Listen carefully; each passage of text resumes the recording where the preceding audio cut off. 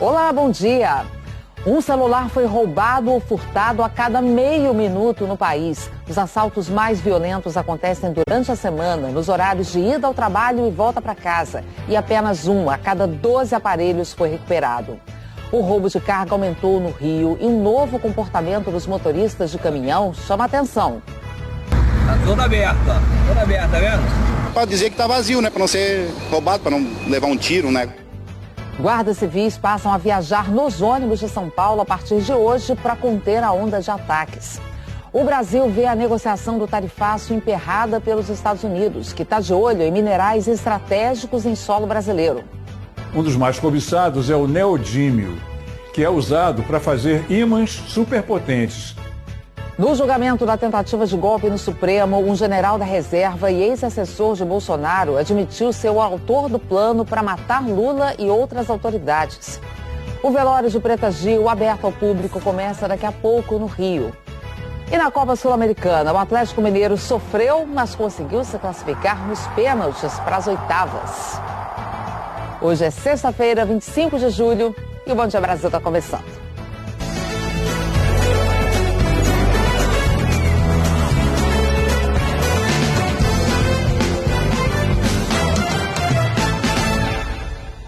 Duzentos guardas civis metropolitanos começam hoje a circular dentro de ônibus em São Paulo, isso depois daquela onda de ataques a ônibus. Vamos lá para São Paulo com o Thiago Scheuer, que vai contar para a gente como é que vai funcionar esse reforço aí na segurança, Thiago. Bom dia para você, e não é para menos, né? Foram mais de 800 ônibus atacados aí em São Paulo. Já imaginou, Ana? Bom dia para você também, para você que está conosco aqui no Bom Dia Brasil. Essa é uma das tentativas, viu? Já tem reforço também da Polícia Militar nas ruas, mas o fato é que eles continuam. Então, agora a Guarda Civil Metropolitana passa a atuar também. Carol Iannelli está em um terminal de ônibus na Zona Sul aqui da capital paulista. Oi, Carol, bom dia para você. Como é que vai funcionar exatamente essa operação? Explica para a gente, por favor. Oi, Scheuer, bom dia para você, bom dia a todos. Leandro Matoso e eu estamos aqui em frente a esse terminal e os guardas vão atuar dentro dos terminais, como vocês conseguem ver aqui atrás de mim, também dentro dos ônibus, nos percursos e nas saídas das garagens. Os detalhes não serão divulgados justamente por razões de estratégia de segurança. E essa segurança vai ser reforçada principalmente nos pontos onde já foram registrados ataques. E essa é uma tentativa para tentar conter essa onda de ataques que teve início no dia 12 de junho.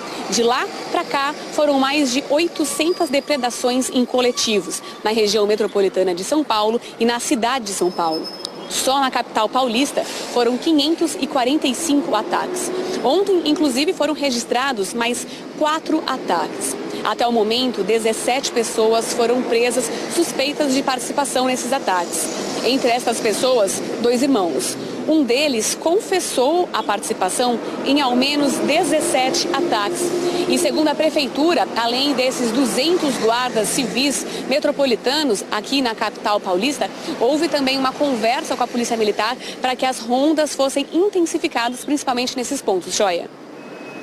Nery, pelas informações, esperamos, que isso pelo menos faça acabar esses ataques aí que têm assustado todo mundo. Obrigado. A Prefeitura aqui de São Paulo também discute com a Polícia Militar a utilização de policiais da Operação Delegada, que é um programa que permite que os PMs trabalhem nos dias de folga, recebendo pagamento extra do governo municipal. Ana. Que comece a trazer de volta um pouco mais de tranquilidade para o pessoal que usa os ônibus aí em São Paulo, né, Thiago? Tomara. Falando agora de uma outra questão de segurança, mas essa que é uma preocupação no país inteiro. Olha, mais de 900 mil celulares foram levados por criminosos no ano passado no país. Esse balanço foi divulgado ontem pelo Fórum Brasileiro de Segurança Pública. E o levantamento trouxe também detalhes de dias e horários em que roubos e furtos de celulares mais acontecem. Inclusive, a gente vai deixar, olha, esse QR Code aí na sua tela, te leva para uma reportagem do G1, que tem todos os detalhes sobre esse assunto, vai ficar aqui na tela enquanto a gente fala disso. E aí, Thiago, é importante a gente diferenciar, né? Roubo de furto. Furto é aquele quando às vezes a pessoa na hora nem percebe, e roubo é quando há uma violência, quando o celular é arrancado da mão. Esses mais perigosos, mais violentos, acontecem em geral dia de semana. Inclusive hoje é um dia, né? Sexta-feira é um dos dias que tem mais registros. Pois é, Ana, estamos no horário aí também do registro, né? Porque isso acontece, principalmente de manhã e à noite, vale a gente ficar atento nos horários ali de pico de trânsito ou das pessoas que estão indo e voltando do trabalho. Nesses horários, inclusive, que a população fica mais vulnerável.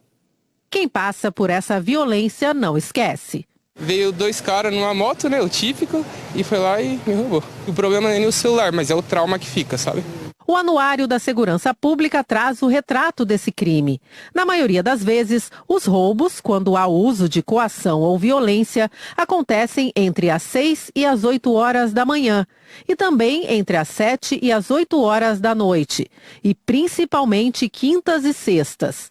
Homens e mulheres têm sido igualmente vítimas desse tipo de crime. São Paulo registrou em 2024 o equivalente a 19 celulares levados a cada hora pelos criminosos. E de acordo com o relatório, a maior parte dos roubos e furtos ocorre nas ruas. Então já não carrega mais, não coloca mais o aplicativo de banco no celular, muda o horário que sai de casa, sai sem aparelho quando tem que passear com o cachorro. Então essas são estratégias que a população tem adotado e que os números indicam que elas de fato são necessárias, porque esses números são muito alarmantes. Cenas como essas, em que um criminoso invade um comércio e tira o celular das mãos de uma mulher, como aconteceu em Belém, também entram para a estatística.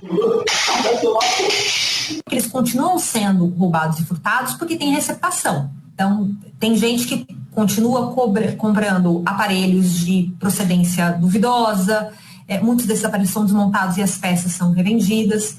O número de roubos e furtos caiu 13,4% no ano passado. Essa redução, em grande medida, se deve ao fato de que vários estados hoje já implementaram programas focados na investigação e no rastreamento desses aparelhos. Segundo o estudo, no Brasil, apenas 1 a cada 12 aparelhos foi recuperado pela polícia.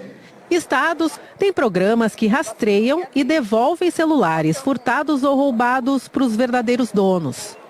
Esse especialista em segurança digital diz que cuidados como uma pasta oculta com aplicativos de banco e pegar o número do e-mail, uma espécie de número de identidade de cada celular, que pode ser consultado no próprio aparelho, podem diminuir os danos. Acabei de ser roubado, o que eu preciso fazer? Primeiro, apagar o celular à distância. E o e-mail também serve para a operadora bloquear o acesso desse aparelho a qualquer rede de conexão móvel. E o último passo seria fazer um BO, né, também, e colocar essas informações lá. Andréia já foi roubada 2 vezes, por isso redobrou os cuidados. Geralmente eu procuro não usar celular na rua, né? E ter o menos possível de aplicativo no celular que a gente usa no dia a dia, né?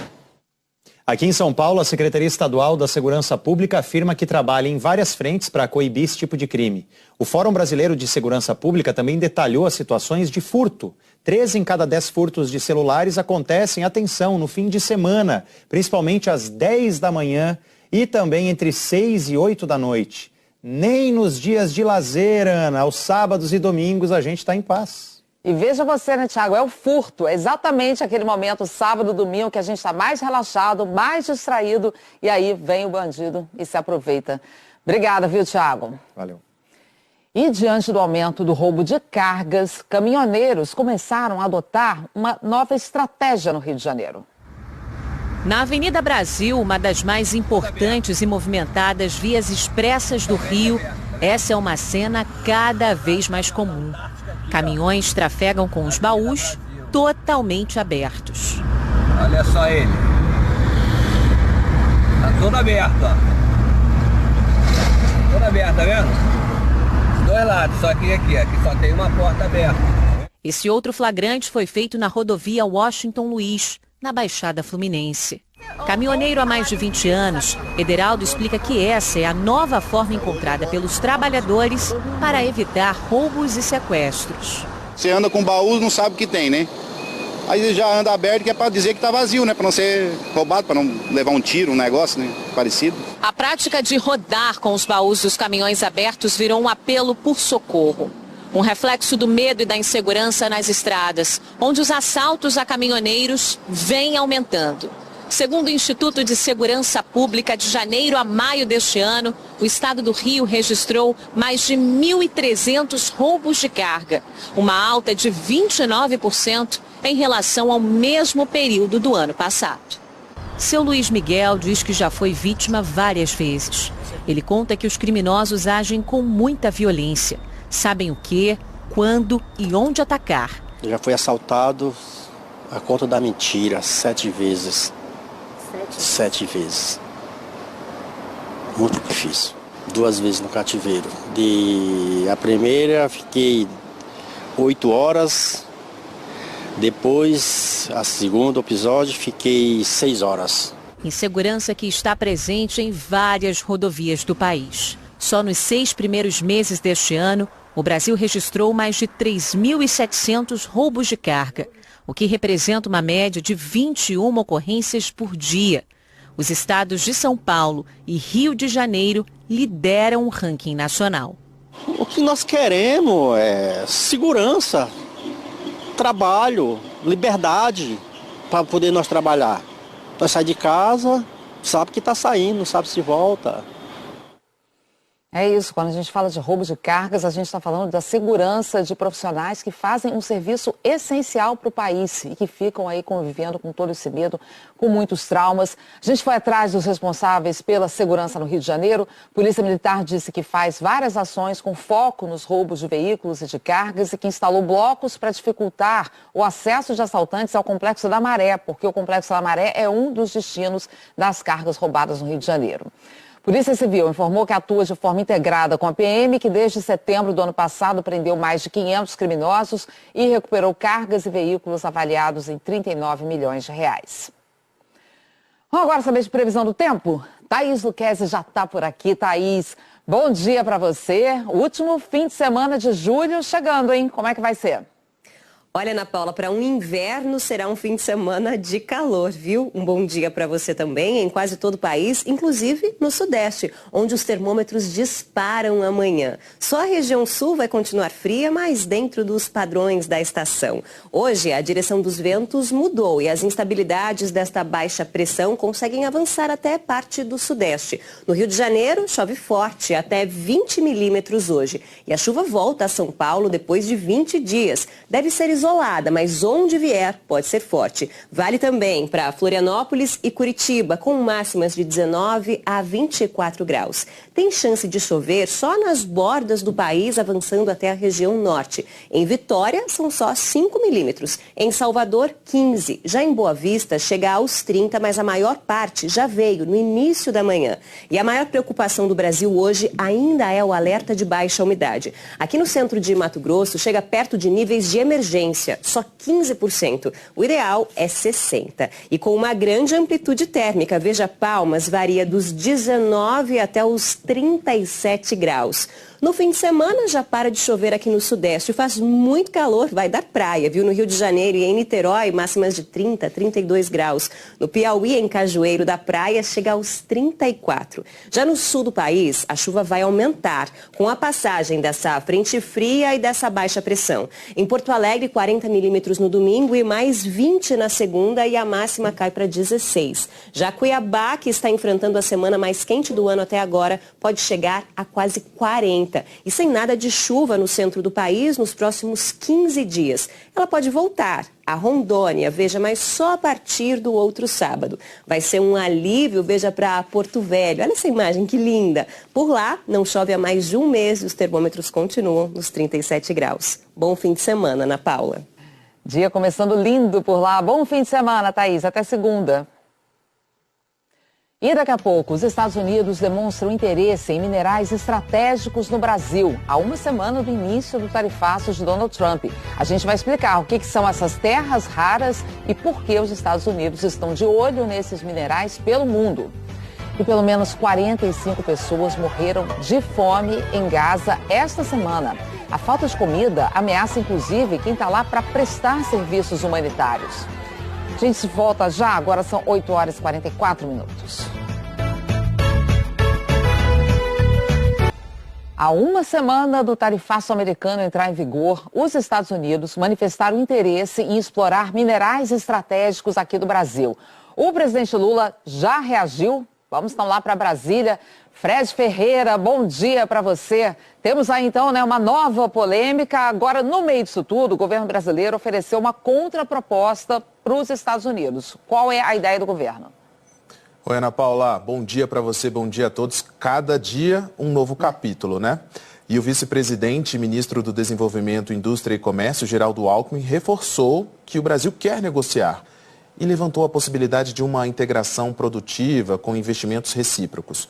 Do outro lado, o encarregado de negócios da Embaixada Americana demonstrou interesse em minerais estratégicos brasileiros.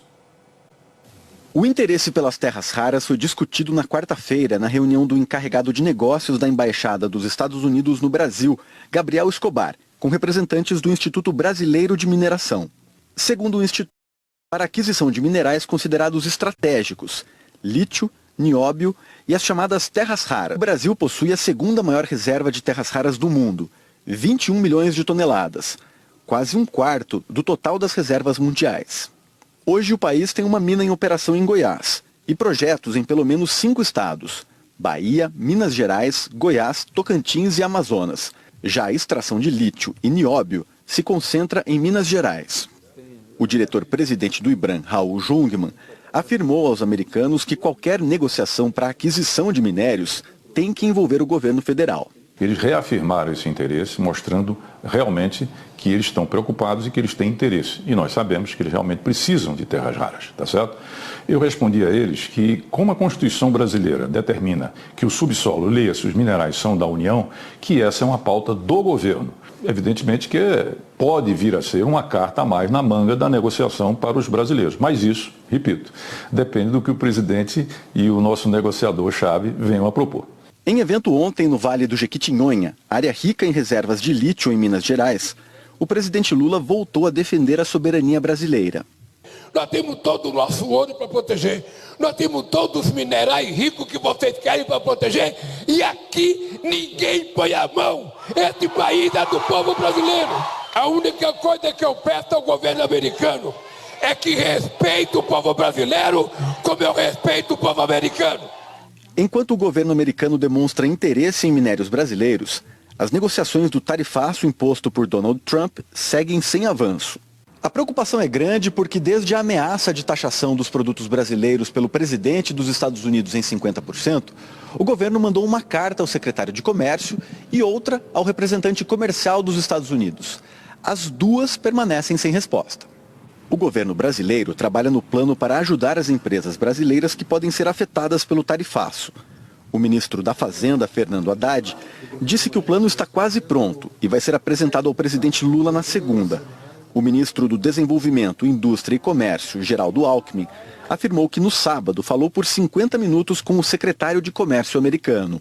Ao invés de ter um perde-perde com inflação nos Estados Unidos e diminuição das nossas exportações para o mercado americano, nós invertermos isso, resolvermos problemas, aumentarmos a complementariedade econômica, integração produtiva, investimentos recíprocos, discutimos não bitributação, enfim, avançarmos numa agenda extremamente positiva.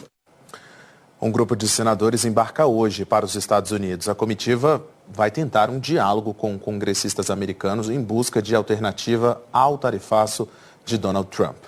Sem um canal de diálogo aberto com a Casa Branca, o Brasil tenta uma estratégia de aproximação. Valdo Cruz está aqui com a gente. Bom dia, Valdo. Tem os bastidores. Negociação até lá.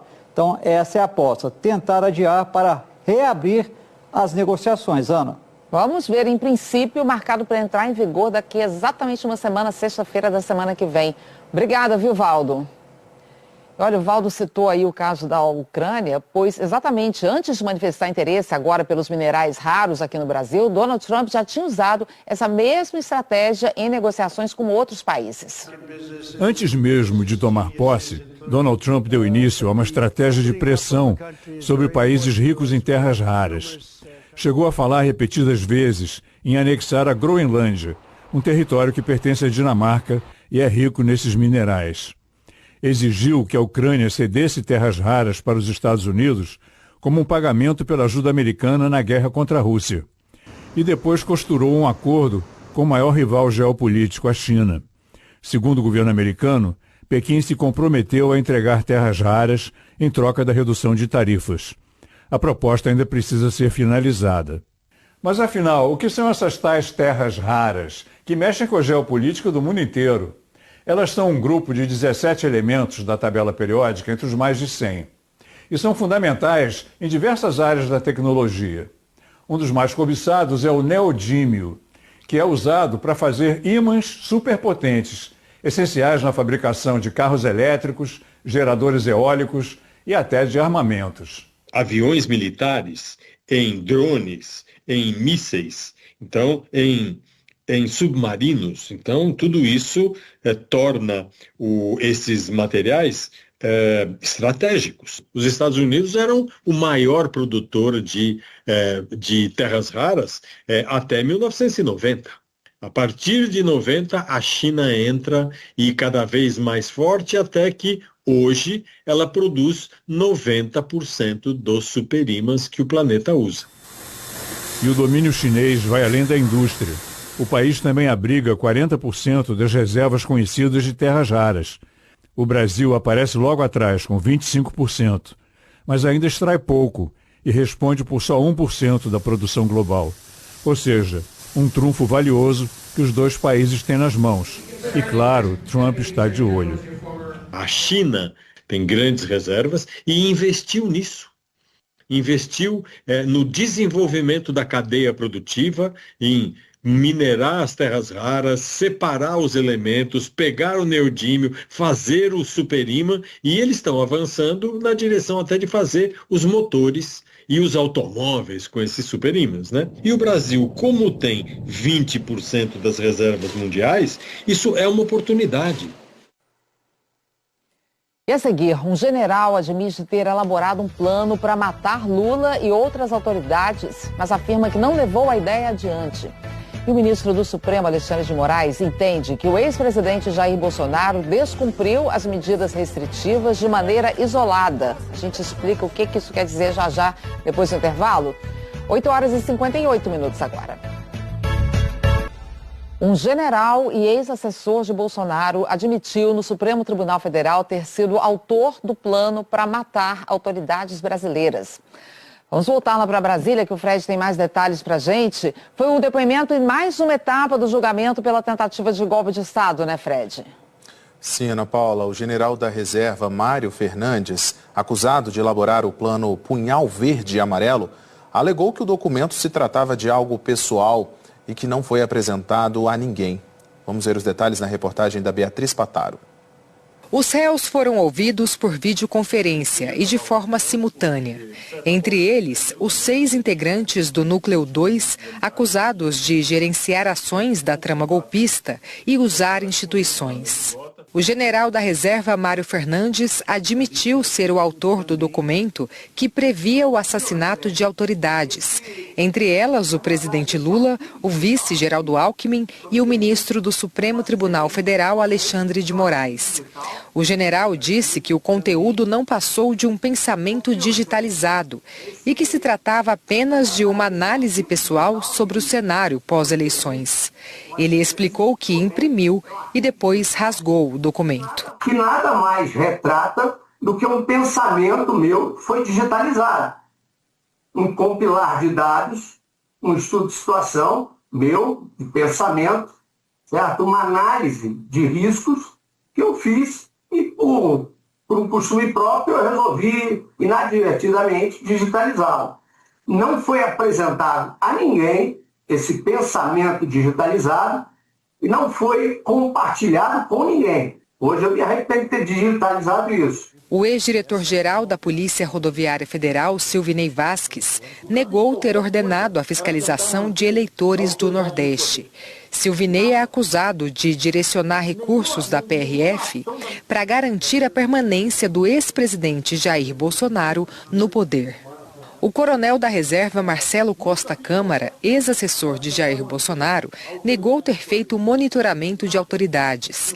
Afirmou que foi Mauro Cid quem deu a Alexandre de Moraes o codinome Professora e disse que atendia pedidos do então ajudante de ordens para fornecer dados sobre agendas de autoridades, sem saber como as informações seriam usadas. O objetivo, segundo o militar, era aproximar Moraes de Bolsonaro. O ex-assessor internacional da presidência do governo Bolsonaro, Felipe Garcia Martins Pereira, também prestou depoimento. Segundo a denúncia, Martins participou de reunião com o ex-presidente para elaborar a minuta do golpe de Estado. Ele negou conhecer o documento. Não participei de nenhuma reunião sobre minuta, nunca houve nada dessa natureza, pelo contrário, as manifestações do presidente eram sempre em outra direção. O ex-diretor de operações do Ministério da Justiça, delegado Fernando Oliveira, admitiu que o ministro da Justiça, Anderson Torres, estava preocupado com o segundo turno das eleições e que participou de reuniões que pretendiam direcionar a atuação da Polícia Rodoviária Federal. Mas ele afirma que foi contrário ao direcionamento e sugeriu não liberar recursos. Eu nunca estive alinhado, não participei de nenhum planejamento da Polícia Rodoviária Federal e, por fim, ainda, Excelência, eu ainda nego as verbas para que essa operação seja executada. Também foi ouvida a ex-diretora de inteligência do Ministério da Justiça, Marília Ferreira de Alencar. Ela confirmou ter pedido um estudo que identificasse locais em que Lula teve mais de 75% dos votos no primeiro turno das eleições de 2022. Mas disse que também fez o estudo dos locais em que Bolsonaro teve mais votos. Admitiu ter mostrado o levantamento para Anderson Torres e negou que o trabalho tenha sido feito para direcionar a ação da PRF no segundo turno em cidades onde Lula liderava as pesquisas com folga. O Supremo Tribunal Federal também ouviu os 7 réus do Núcleo 4, acusados de espalhar informações falsas na tentativa de manter Bolsonaro no poder. Todos negaram as acusações. Agora, com a etapa de interrogatórios encerrada, acusação e defesas terão 5 dias para pedir diligências adicionais. Em seguida, será aberto o prazo para as alegações finais. E só então o processo poderá ser julgado na primeira turma do STF. Os 13 réus dos núcleos 2 e 4 respondem por 5 crimes, entre eles tentativa de abolição violenta do Estado Democrático de Direito e golpe de Estado. Ana Paula. E aí, Fred, no meio disso tudo, a Embaixada dos Estados Unidos voltou a repostar críticas nas redes sociais contra o ministro Alexandre de Moraes do Supremo Tribunal Federal. E também ontem, né, Fred, o ministro considerou que Jair Bolsonaro descumpriu as medidas restritivas, mas disse que foi uma irregularidade isolada. E com isso, apesar de considerar que houve descumprimento, como foi isolado, ele não decretou a prisão preventiva. Ana, na decisão, o ministro foi claro, deixou claro que Bolsonaro não pode se valer de meios como entrevistas para burlar as medidas cautelares e que, se houver novo descumprimento, a conversão em prisão preventiva será imediata. E afirmou que a justiça é cega, mas não é tola. Na decisão de ontem, Alexandre de Moraes afirmou que em momento algum Bolsonaro foi proibido de conceder entrevistas ou proferir discursos em eventos públicos ou privados, desde que respeitasse os horários estabelecidos nas medidas restritivas, mas reiterou que não será admitida a instrumentalização de entrevistas ou discursos públicos como material pré-fabricado para posterior postagens nas redes sociais de terceiros previamente coordenados. O senador Marcos Duval, do Podemos, desobedeceu uma decisão do STF e viajou para os Estados Unidos com um passaporte diplomático. Há quase um ano, Alexandre de Moraes determinou que Duval entregasse todos os passaportes. O STF investiga o senador por obstrução de justiça, por ameaçar ministros da corte e por divulgar documentos sigilosos. No ano passado, policiais apreenderam um passaporte comum, mas o senador disse que não estava com um documento diplomático. No dia 15 deste mês, Duval pediu autorização para viajar e o ministro Alexandre de Moraes negou. Duval afirma que está com a documentação diplomática e consular plenamente regular e que a saída do país foi informada antecipadamente ao STF, ao Ministério das Relações Exteriores e ao Senado. Nós questionamos o Itamaraty sobre o uso do passaporte diplomático por parte de Marcos Duval, mas ainda não tivemos resposta. Ontem, Atualizando agora para você a situação do conflito na faixa de Gaza, olha, a esperança por uma trégua por lá está diminuindo. Enquanto isso, a fome se agrava no território palestino. A ONU e outras organizações divulgaram, inclusive, novos números sobre essa crise humanitária enorme em Gaza. E a nossa correspondente, Bianca Rotier, tem aqui ao vivo essas informações para a gente. Oi, Bianca. Oi, Ana, bom dia para você, bom dia a todos. A Agência da ONU de Assistência aos Palestinos afirma que todo o sistema de ajuda em Gaza está em colapso, com os próprios funcionários desmaiando sem ter o que comer. Ainda segundo a agência, pelo menos 45 pessoas morreram de fome desde o início da semana. A Organização Médicos Sem Fronteiras informa que 25% das grávidas e das crianças atendidas em suas clínicas sofrem desnutrição. O Unicef avisa que não tem mais especialistas para cuidar dos menores. A ONU diz que Israel não cria condições para permitir a entrega segura de ajuda. Já o governo israelense culpou a falta de cooperação da comunidade internacional pela entrada limitada de comida no território palestino e disse que o grupo terrorista Hamas usa a narrativa da fome como uma tática nas negociações sobre o cessar-fogo e a libertação de reféns. Israel e Estados Unidos se retiraram ontem das negociações, acusando os terroristas de má fé.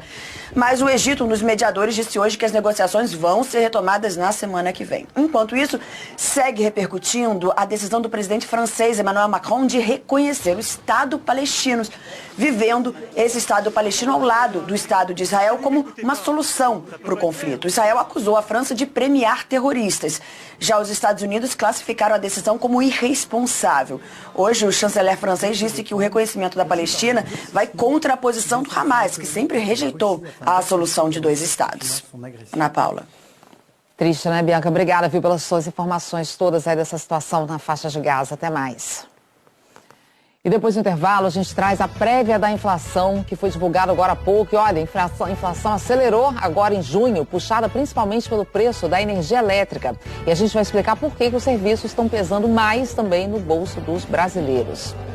E você vê agora imagens ao vivo do entorno do Teatro Municipal do Rio, onde muita gente já está ali reunida para o velório da cantora Preta Gil. E a gente fala desse assunto já já. 9h12 agora. O IBGE acaba de divulgar a prévia da inflação de julho. IPCA 15 teve alta de 0,33% e foi a energia elétrica que pressionou esse resultado. No grupo de transportes, a alta foi puxada pelas passagens aéreas e transportes por aplicativo. E em 12 meses, a alta é de 5,30%.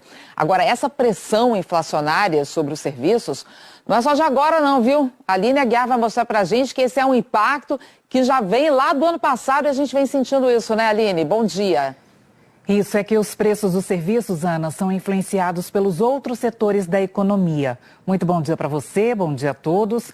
A inflação lá atrás estava mais alta. Muitos prestadores seguraram os preços, né, os aumentos, até onde deu, mas não teve mais jeito. Os custos tiveram que ser repassados para o cliente. Este salão de beleza em Belo Horizonte não alterava os preços havia 2 anos, mas agora não teve como fugir do reajuste. A clientela não deixou de consumir, mas mudou alguns comportamentos. As pessoas pagavam muito no Pix e começaram a não só pagar no crédito, mas também parcelar esses valores. Então eu precisei administrar melhor isso, uma vez que esse dinheiro ele vai cair também de forma parcelada. Muitas empresas seguiram essa mesma estratégia e tentaram segurar os reajustes o máximo possível. Mas em junho, o custo com energia elétrica, por exemplo, pesou bastante. E os prestadores de serviços acabaram incluindo essa diferença no preço final ao cliente. Este economista explica que o impacto da inflação de outras áreas no setor de serviços não costuma ser imediato. A principal característica dos serviços está relacionado de certa forma, a inércia. O que é isso? É a inflação passada impactando a inflação presente, então tem uma defasagem. Então, se a inflação do ano passado ela foi alta, teve variações positivas, consequentemente há um repasse na inflação dos serviços do tempo atual. E também tem toda uma questão relacionada à atividade econômica, que é o PIB, é o mercado de trabalho forte. Se por um lado o setor de serviços tem pesado, os alimentos aliviaram um pouco a inflação. A boa e velha listinha de compras, agora no celular, ajudou o Cleonilson a encontrar produtos mais baratos. O café é qualidade, e aqui eu estou com um café de boa qualidade que baixou R$2. Já serve, já ajuda, né? O período do ano que a gente está acaba influenciando bastante a inflação de alimentos. E nesse ano a gente tem registrado um avanço mais forte das principais safras. Então, de certa forma, é um comportamento que ocorre todo ano. Por conta disso, tem essa questão da sazonalidade.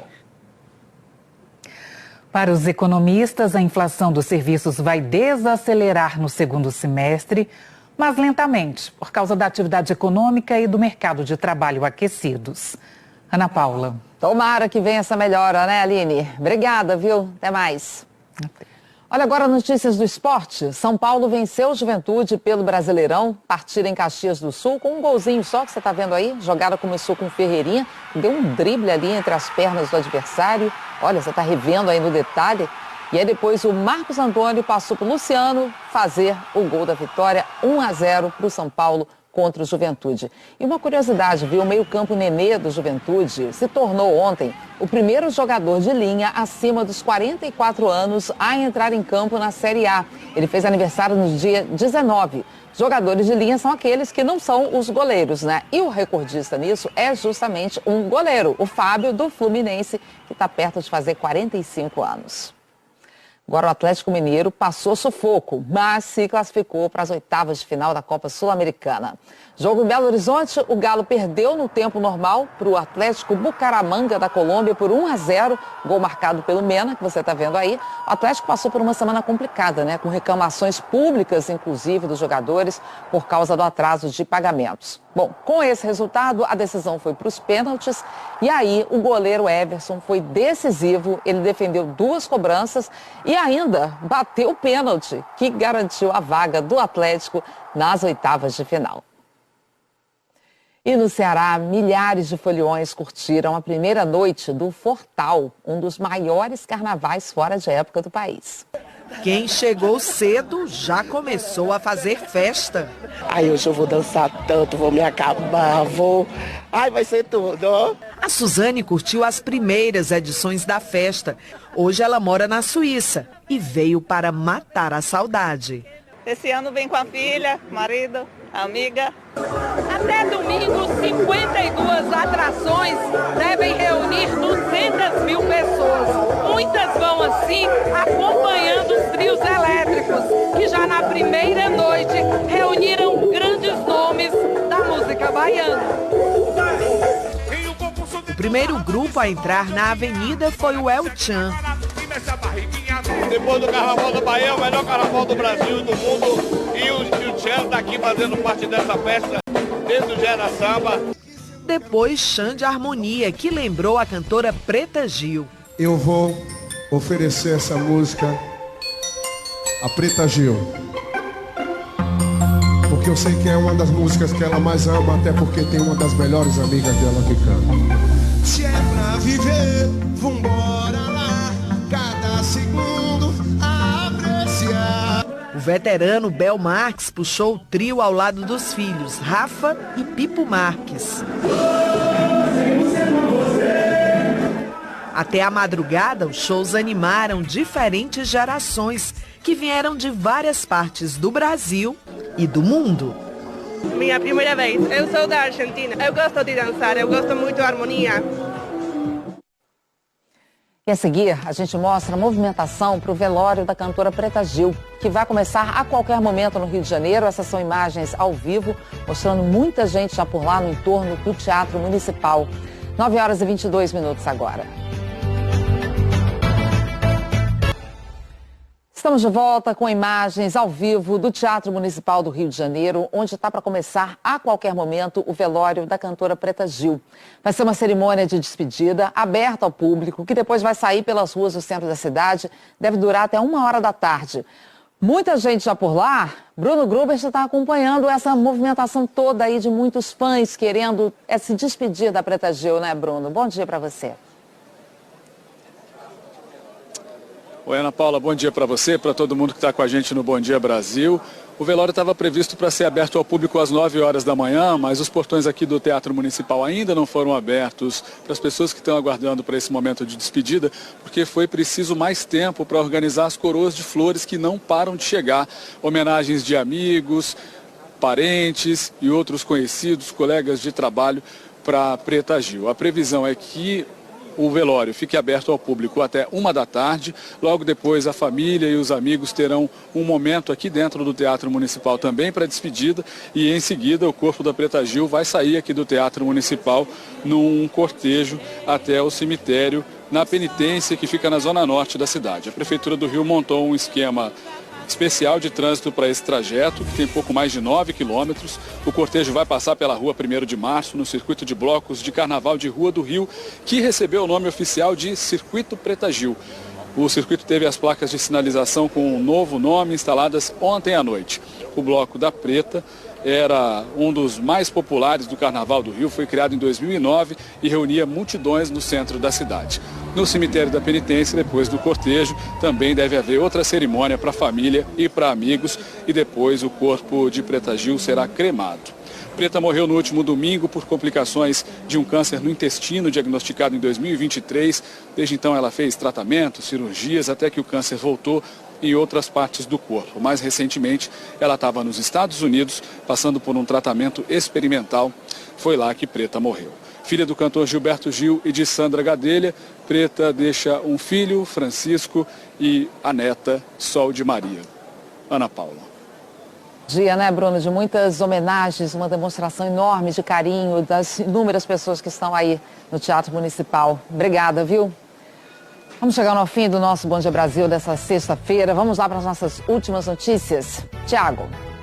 Hoje é dia de São Cristóvão, Ana, o padroeiro dos motoristas. E os padres da paróquia do Santo, aqui na cidade de São Paulo, abençoam os veículos e os motoristas que param na avenida ali durante todo o dia. É uma tradição de anos aqui em São Paulo. Um bom fim de semana a todos. Há uma semana do tarifaço entrar em vigor, a gente acompanha a comitiva de senadores que vai embarcar para os Estados Unidos com a missão de tentar um diálogo com congressistas e empresários americanos. Os encontros começam na segunda em Washington. Bom fim de semana a todos. Eu me despeço falando sobre o confronto entre Tailândia e Camboja, que entrou no segundo dia. Essa situação preocupa. Até agora 15 pessoas morreram na Tailândia e uma no Camboja. O governo da Tailândia rejeitou hoje a mediação de terceiros e alertou que o confronto pode se transformar numa guerra. A violência começou ontem depois de tropas dos dois países trocarem ataques na fronteira. Esse é o capítulo mais recente de uma longa disputa territorial entre Camboja e Tailândia. Uma ótima sexta-feira, um excelente fim de semana para vocês e até a próxima. É isso, gente. O nosso Bom Dia Brasil vai ficando por aqui. Você de casa fica agora com o encontro. Valéria Almeida e Thalita Moretti já estão te esperando. Ótima sexta-feira. Curta muito seu fim de semana e até segunda.